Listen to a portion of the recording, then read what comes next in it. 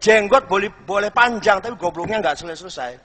Gamis setengah kaki, jidat hitam, percuma itu. Nggak usah pakai gamis, pakai batik aja. Nggak usah pakai gamis, pakai celana saja. Nggak usah jenggotan, nggak usah.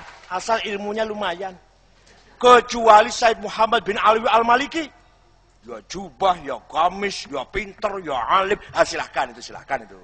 Kalau hanya ngadir kayak gamis tok dengan sorban, Abu Jahal juga persis seperti itu pakaiannya. Serius ini bukan guyon, serius ya.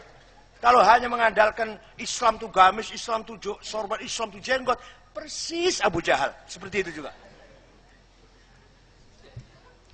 Sunnah itu macam-macam, seperti saya terangkan di Metro TV waktu bersama Din Samsudin bulan Ramadan. Ada sunnah muakkadah, tahajud, qobliyah, ba'diyah, duha. Ada sunnah ghair muakkadah. Ada sunnah, ada mustahab.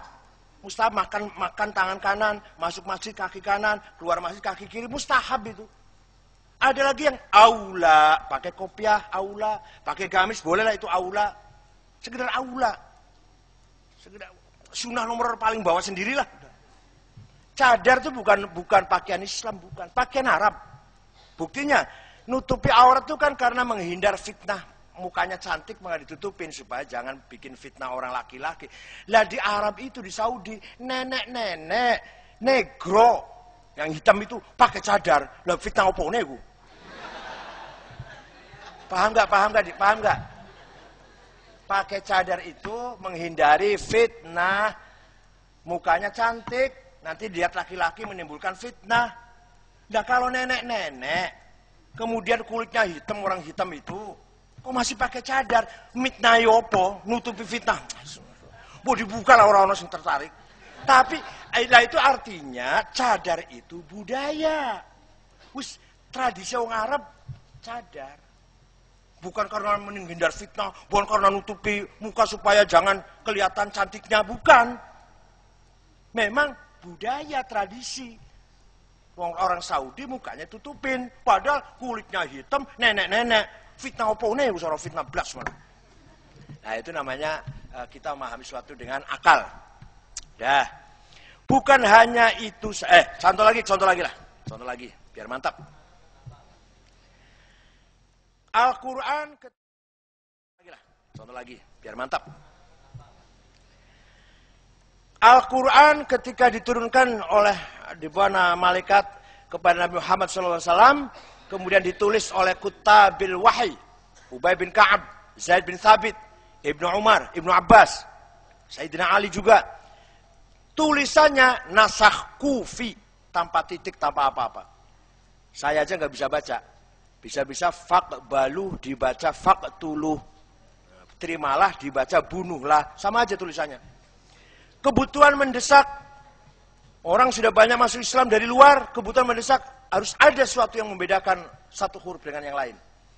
Tahun 62 Hijriah, Abul Aswad Ad-Du'ali dan Hajjaj ibn Yusuf Al-Thaqafi, sebelum jadi panglima, Hajjaj nanti jadi panglima perangnya Abdul Malik bin Marwan. Sebelum jadi panglima, beliau ahli bahasa, beliau penyair pujangga.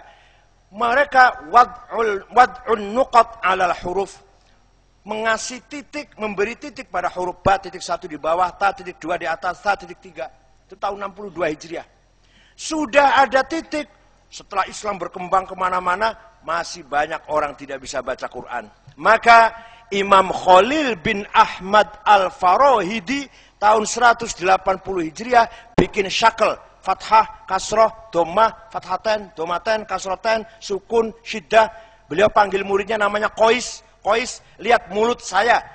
Kalau saya bibir saya pecah, kasaro pecah, tulis coret di bawah. Kalau lihat bibir saya buka, fataha, buka fathah. Kalau kamu lihat bibir saya manyun, domma, kasih tanda wawu kecil. Ya Allah, itu Imam Khalil bin Ahmad Al-Farahidi tahun 180. Sudah ada syakal, sudah ada titik, masih banyak orang salah baca Quran. Orang Banyumas sampai sekarang innallaha wasingun ngalim. Kalau panggil saya Kiai Sanggit Ngakil. Insya Allah ta'ala kita nanti dapat syafaat Rasulullah, kita Rasulullah jamaah. Ya hatta yarji'a ilallah. Maka Imam Abu Ubaid Qasim bin Salam yang wafat tahun 224 Hijriah bikin ilmu tajwid di qiraatil Quran. Tahun 200-an lah, wafatnya beliau 224. Sekitar tahun itu baru ada tajwid. Sekitar tahun 220 lah, 210 lah. Baru ada izhar, idgham, ikhfa, iqlab, qalqalah, huruf mat, huruf halak, mad lazim, mad jaiz, mutasil, munfasil. Artinya apa? Artinya dulu para ulama mengikuti, mengamalkan ayat waliya'lamal ladzina utul ilma annahul haqqu min rabbik.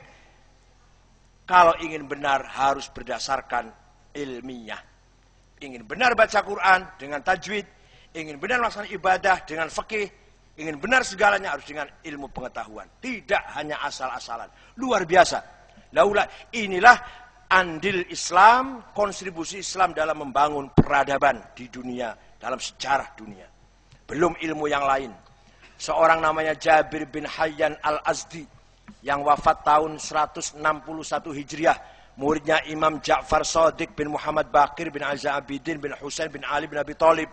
Menemukan instrumen matematik, kemudian dinamakan ilmu aljabar. Aljabar sekarang sudah nggak dipakai, tapi kita manusia sekarang sampai pada digital dimulai dari aljabar. Muhammad Abu Bakar Ar-Razi, orang pertama kali membahas penyakit khisbah cacar dalam bukunya Al-Hawi.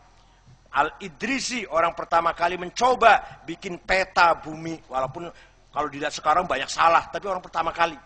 Orang pertama kali bikin kamus. Khalil bin Ahmad Al-Farahidi, Kitabul Ain. Bikinnya dari Ain dulu. Entah kenapa, saya juga nggak tahu. Bikin kamusnya dari Ain, Ghin, Fa, Kof, Kaf. Belum, nggak dari Alif dulu. Nggak dari Hamzah dulu, nggak. Dari Ain. Setelah sampai Ya wafat, jadi belum ada yang dari Hamzah sampai apa? Sampai Dho ya. Itu Imam Khalil bin Ahmad, heran saya. Kenapa dari Ain sih? Maka namanya Qamusul Ain, Kitabul Ain. Orang pertama kali menggambar planet, Ibnu Hawqal. Orang pertama kali bikin kompas petunjuk arah yang sekarang namanya navigasi pesawat itu. Pertama kali dulu sederhana kompas, Ahmad bin Majid. Vasco da Gama, seorang pelancong Portugis, ketika dalam pelancongannya akan sesat di Laut India, tertolong oleh alat kompas bikinan orang Islam. Orang pertama kali bikin alat musik organ adalah Abu Nasr Al-Farabi. Dulu namanya bukan organ, konun, tapi cuma satu irama ya. Kalau sekarang organ kan bisa niru suaranya apa saja. Dulu cuma satu. Itu pertama kali yang bikin Abu Nasr Al-Farabi. Beliau pernah diundang makan malam oleh Saifud Daulah. Makan-makan ada perempuan nyanyi, ada yang nyanyi. Nggak enak nyanyinya itu. Kaget si rajanya itu. Oh, Kiai bisa? Bisa, coba.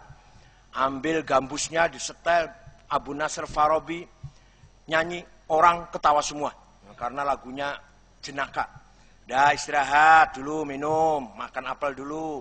Nyanyi lagi, orang nangis semua karena lagunya sedih. Dah istirahat. Nyanyi lagi yang terakhir, orang tidur semua. Rajanya tidur, penjaga pintu pun tidur, beliau pulang nggak ada yang tahu.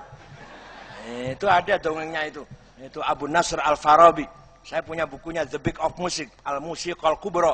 Karangan balok-balok itu isinya balok-balok musik dari Abu Nasr Al-Farabi itu.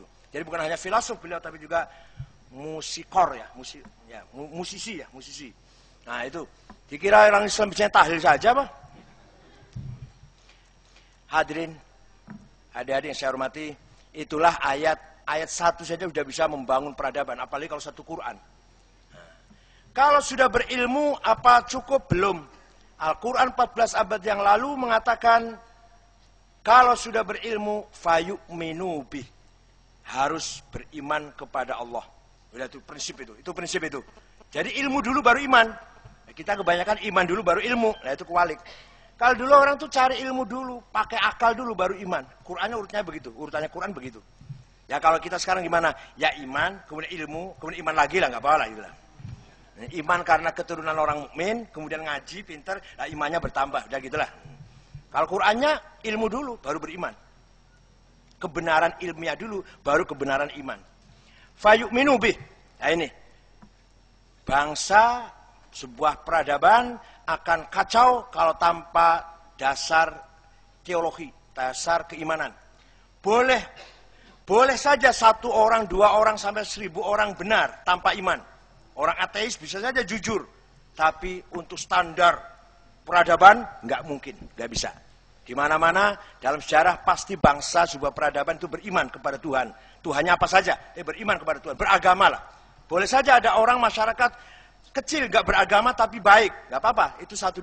Tapi untuk secara keseluruhan sepanjang sejarah masyarakat pasti percaya kepada Tuhan.